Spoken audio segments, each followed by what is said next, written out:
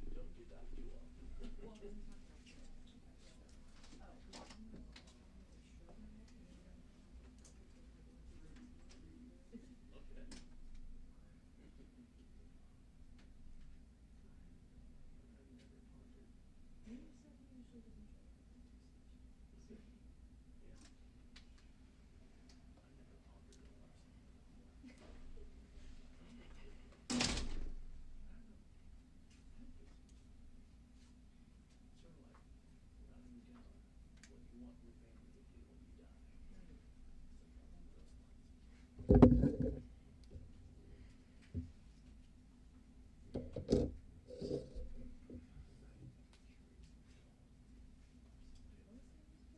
Something along those lines. So careful. What does he look like? He, right? Yeah, he's like a, I think he said he's like ready to retire soon. Rich? Oh, older. Dale. Big brother dude. Not Not big. super. Yeah, yeah, yeah. Real cool. Real Yeah, slick. yeah. Dale. Yeah, That's yeah. awesome. Yeah. Next time you see him go Bears, and he'll go, oh, cool. That's the Bears. Whenever he sees you, it's always Bears. Bears. So we'll get brownie points, even if you're not because he's from Chicago. Just Chicago. as you tell my knowledge is All good. Well, as you can tell, I didn't recognize the name Bill. I said, here, I was gonna pull my phone out and go to type in Bill and see who come up with. Yeah, yeah, yeah. We fired the Bill about 5 years ago. I was trying to get that through the phone. No, okay. Where are you from? What city? I was coming from Jackson. Edward Coristine is a good guy at your shop. Yeah. He and I have gone head to head in payday for a while. I'm old, and so it's like, okay, so I'm done. I think it's just fun to just do it. Yeah. Yeah. It's been a challenge yourself. It's good to be as free as you can. Yeah, yeah, yeah. I saw a piece that I got second place a couple of years ago. And the piece said, God knows I'm not the end all be all. I've never gotten quarterly, chief or whatever. I've never gotten anything huge. I've gotten a few awards, but I'm sitting there looking at it going, how did it get into this beat me? Must just get into this beat me. Right. Yep. But our chief is big time in UVA. He's always, yeah, yeah. So he's always not pushing, but encouraging. Okay, yeah. I think they took it, they stopped. Well, okay. Nice.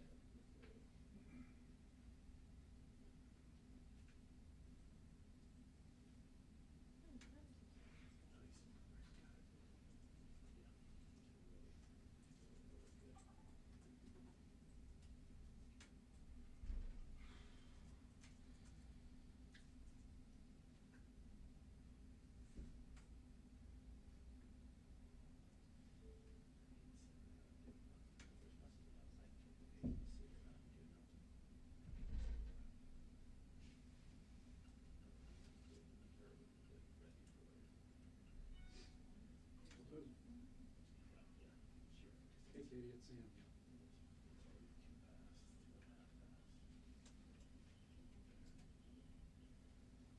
Okay, I'll fix.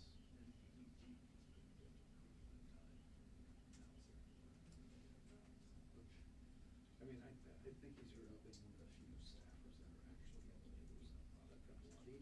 So I don't think there'll be much confusion. But I'll fix the rules. Okay, thanks.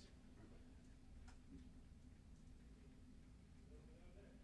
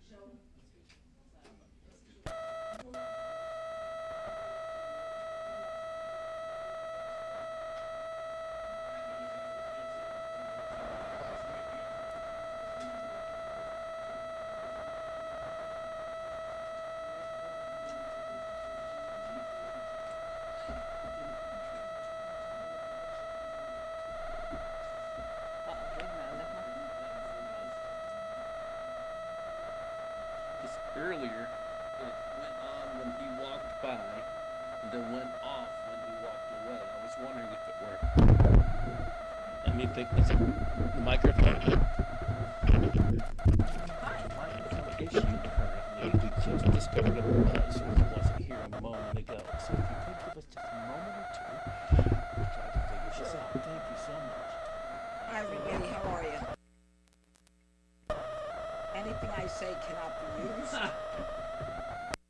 Plug it in. It is plugged in. That is just to Okay, motorize forget you it. up and Wait. down. Yes. Slow down.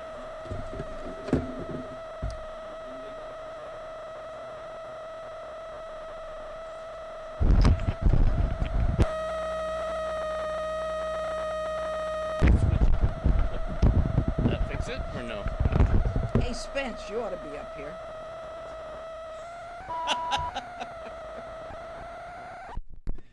Sorry, this issue wasn't here a moment ago.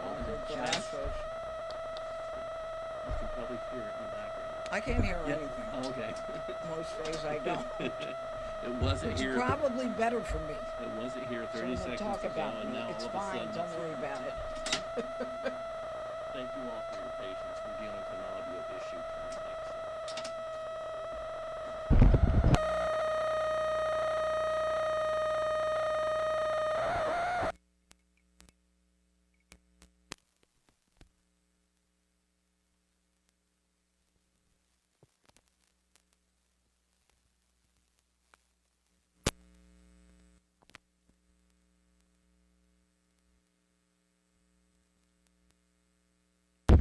One, two, three. 1, 2, 3. Okay. All right, ma'am, give me 5 more seconds, please.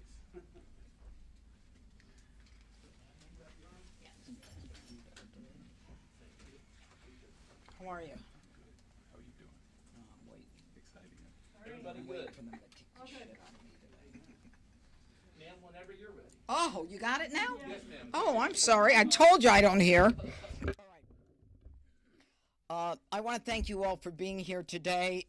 Today we're going to announce the names of 2 individuals who are being charged with a series of assaults and attempted carjacking in a highly publicized case where 2 young men were brutally assaulted and stomped, highlighting the need for accountability among young offenders in the district.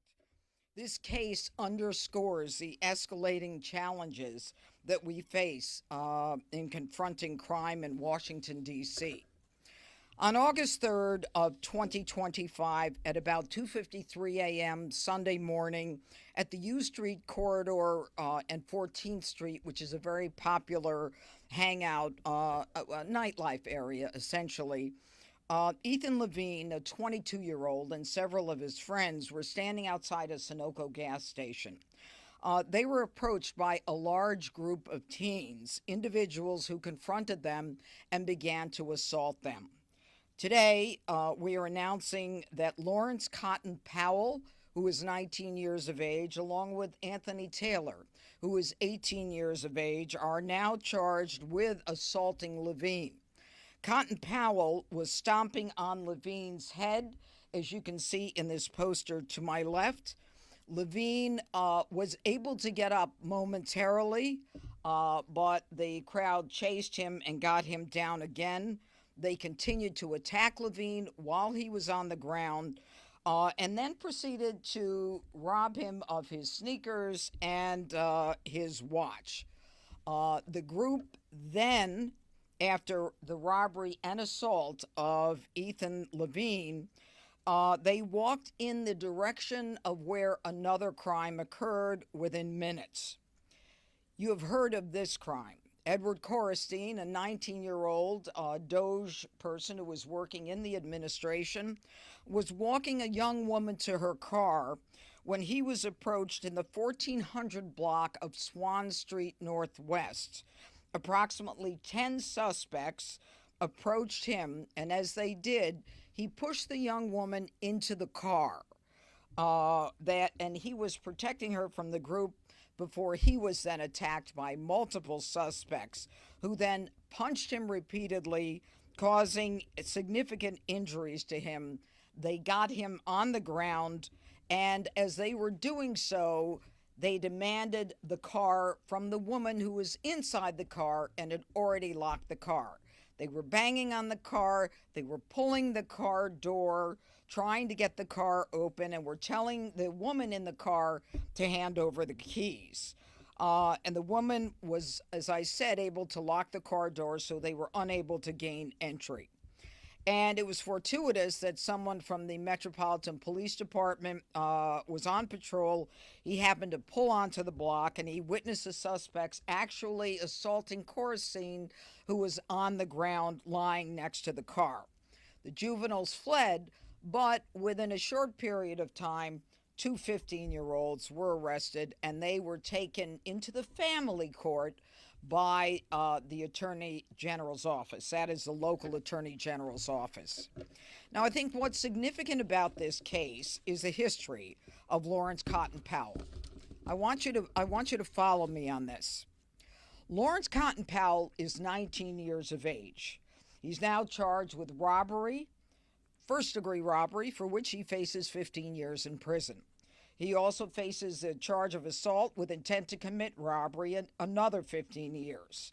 And robbery for Edward Coristine, 15 years. Assault with intent to commit robbery, another 15 years. And attempted carjacking, 5 years.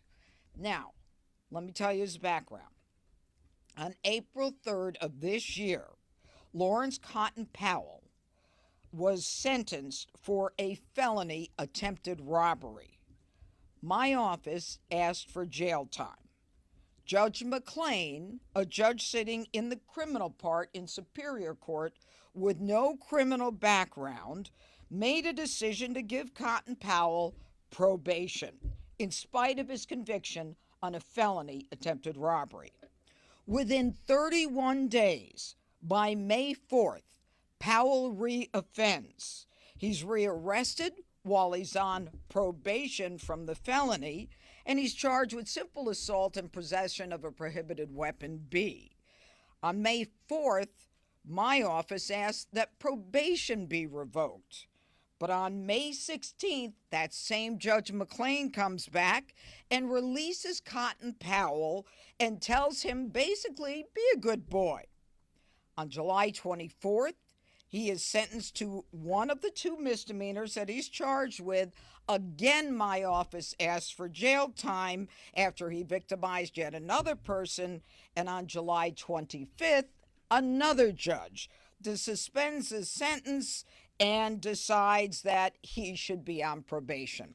So after a felony of attempted robbery conviction, after a violation of probation, after a second crime, after a second conviction, after no compliance with C. Sosa, the judges say do better and they let him go. And guess what? Within 10 days, he's at it again with Ethan Levine and Edward Coristine. Now, the co-defendant in this case is an individual by the name of Anthony Taylor. He charged also with the same arrest. He is with the same crimes. He is from Maryland. He is 18 years old. We are unaware of any history as it relates to him. I want to thank the Metropolitan Police Department. I want to thank the fact that this department went above and beyond and worked incredibly hard with the little evidence that we had to identify two of the perpetrators that we're going to be able to prosecute in criminal court. And I want to mention and thank the chief, and I also want to thank Mayor Bowser for her assistance in helping us. This is a coordinated effort by all of us. I also want to thank the marshals who are here, and they'll be speaking to you in a minute. But I again urge the D.C. Council to reconsider those trilogy of laws that allow Washington, D.C. to allow these young people to go out and victimize, re-victimize, and keep re-victimizing and putting the safety of the citizens who live, work, and visit here at risk. And I ask them to stand up finally and send a clear message, because the people of this district deserve no less than safety. So I want to call upon the police chief, Pamela Smith, to say a few words. All right. Thank you, Judge Pirro. Good afternoon. I'm Pamela A. Smith, Chief of Police for the Metropolitan Police Department. I'm joined today by Commander Kevin Kentish of our Criminal Investigations Division and Detective Thomas O'Donnell of the Carjacking Task Force. The Metropolitan Police Department is proud to stand alongside our partners at the United States Attorney's Office and the United States Marshal Service in announcing 2 additional arrests in the attempted carjacking of Mr. Edward Coristine. This is the latest example of the continuous partnerships between our agencies and our collective community commitment to removing individuals who harm our communities out of our community. It is because of the swift response of our officers, 2 suspects were immediately arrested after the offense occurred.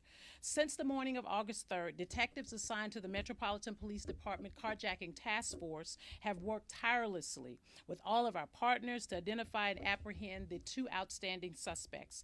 Just minutes before the attempted carjacking on Swan Street, both of these suspects were involved in a robbery just a few blocks away from U Street. This behavior is indicative of what we see time and time again. A small group of suspects committed a series of violent crime offenses in a very short period of time. These arrests send a very strong message to our community. If you commit violent acts in our community, you will be found, you will be held accountable, and you will face justice. Together, we will continue to work tirelessly to ensure our neighbors and our communities that you remain safe and that those who threaten the safety will be held accountable. I'd also like to thank Judge Pirro and her team for working alongside the Metropolitan Police Department for getting this case to where it is today. I'd also like to thank Mayor Muriel Bowser, who has also been very, very supportive of public safety in this city. And since I've been in this space as the chief, she has certainly been a strong supporter and an advocate for what we need to do in this city to drive down crime. And lastly, the members of the Metropolitan Police Department, the Carjacking Task Force, and our detectives who every single day go out there and investigate those crimes to ensure that our citizens and our communities feel safe. Thank you so much, and I'll turn it back over to Judge Pirro. All right, and now I'd like to call Don Schneider up from the U.S. Marshals. Thank you.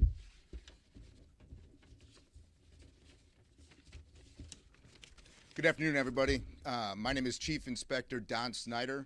I am the commander of the Capital Area Regional Fugitive Task Force with the United States Marshal Service.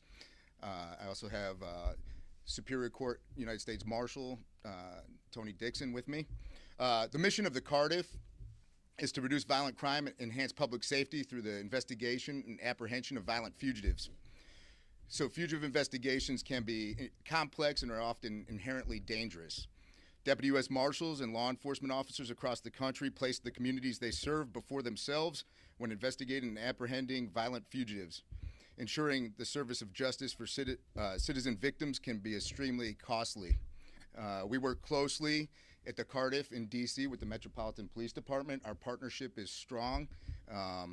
It is the case in this investigation. So in the fugitive business, we regularly ask ourselves 2 very important questions. How do we manage risk to the community, to law enforcement, and to the offender when attempting to conduct a safe arrest operation?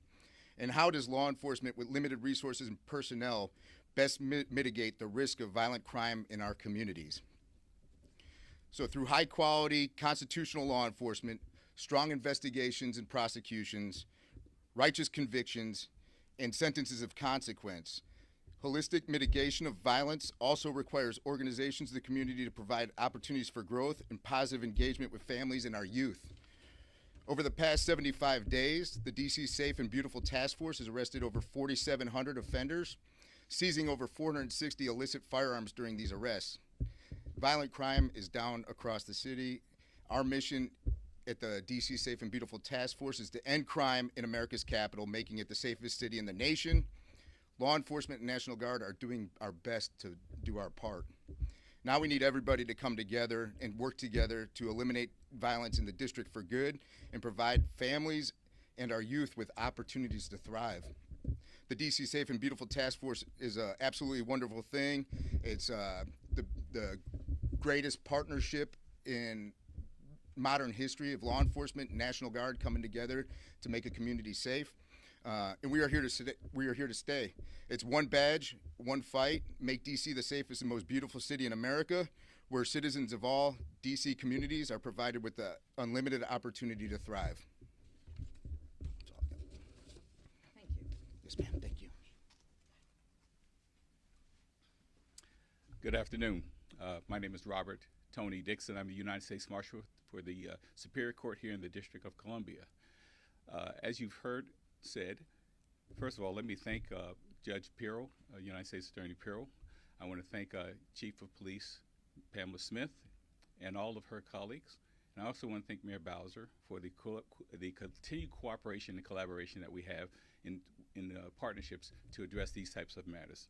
As you've seen, and as you have heard, this effort is indicative of what can happen and what does happen when we collaboratively interact to bring justice in the District of Columbia.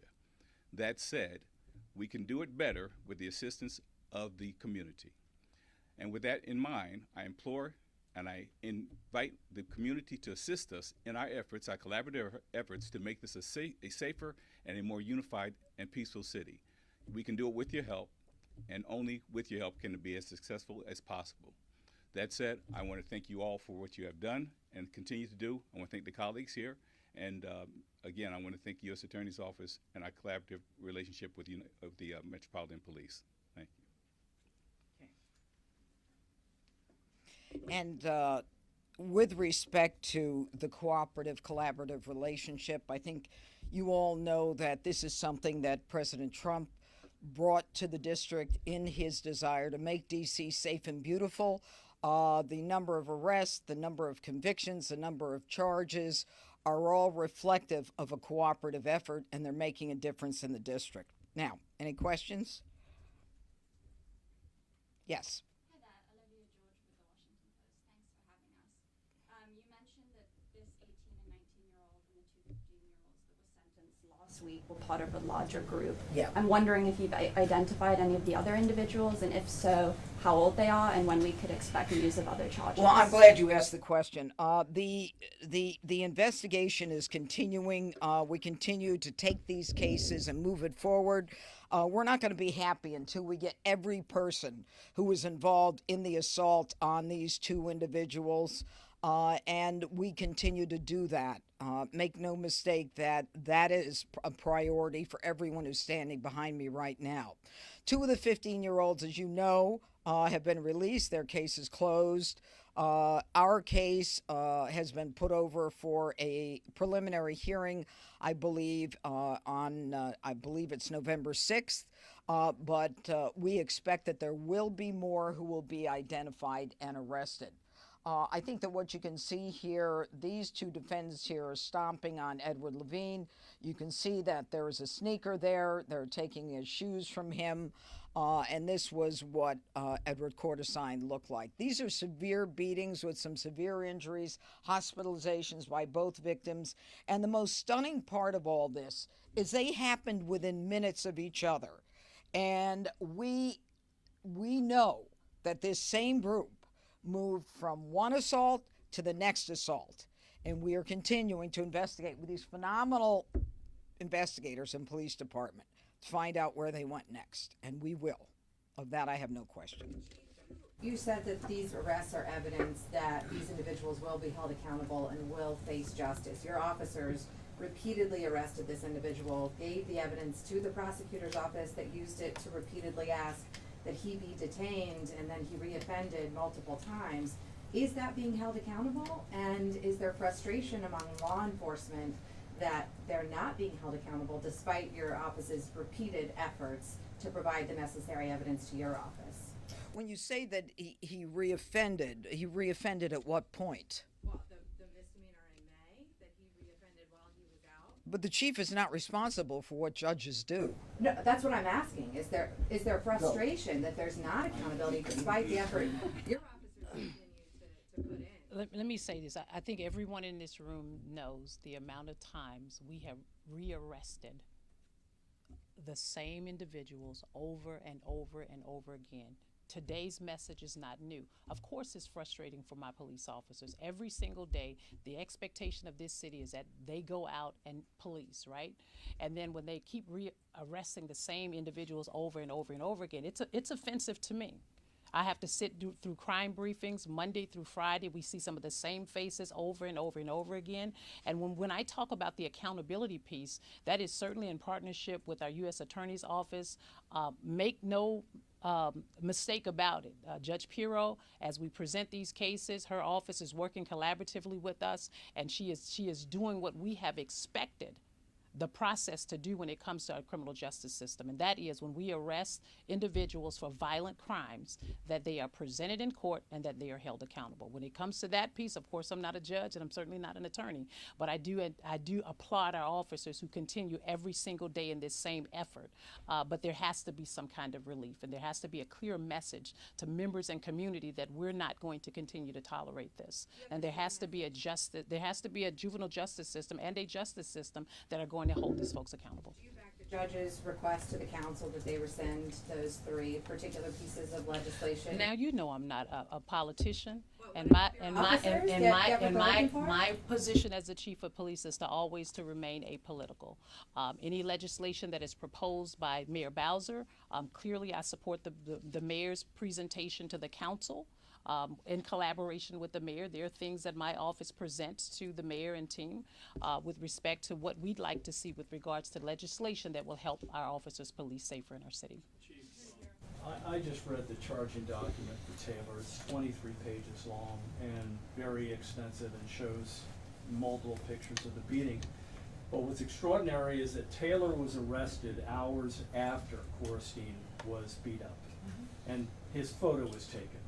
And that seems to have been the key to the case here. I don't know if Commander Kendish wants to talk about it, but how long did it take to connect Taylor with that photograph of that arrest with all of the surveillance photos that you had and video that you had to finally, because it looks to me as if it was his clothing and his face, obviously, that connected the dots. And Paul, I appreciate you for asking that question. As you know, all of that is a part of the investigation, and that's what the judge and her team will present in court at the timeline and how those things panned out.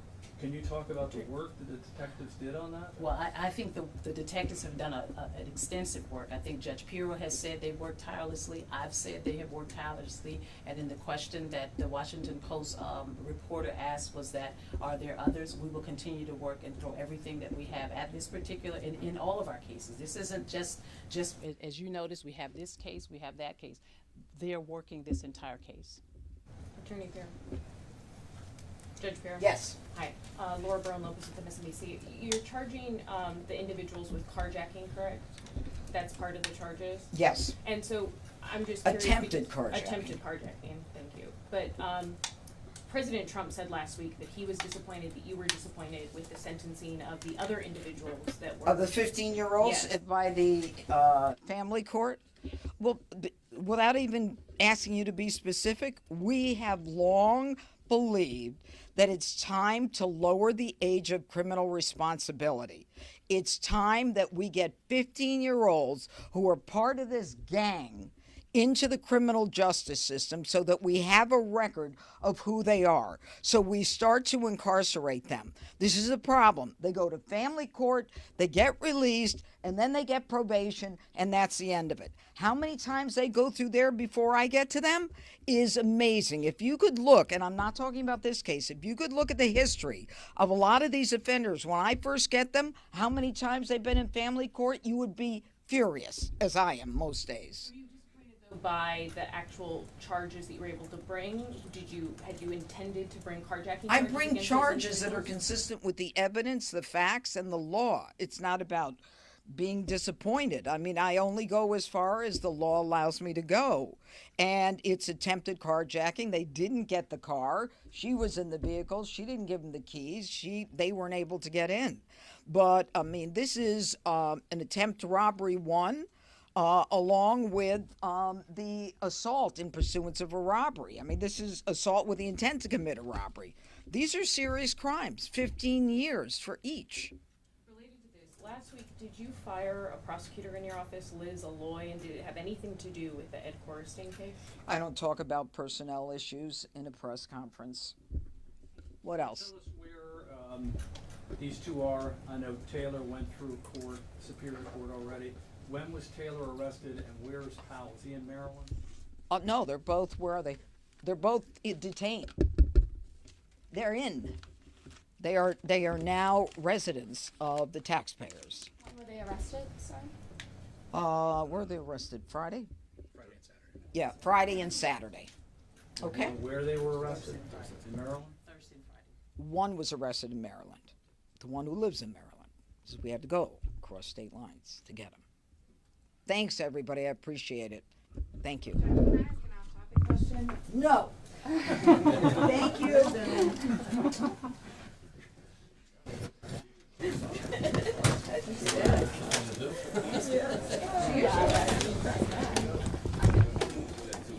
Doesn't get to use my XLR. Yeah. There you go. Thank you so much. Anybody else need a paper release? I'll take one.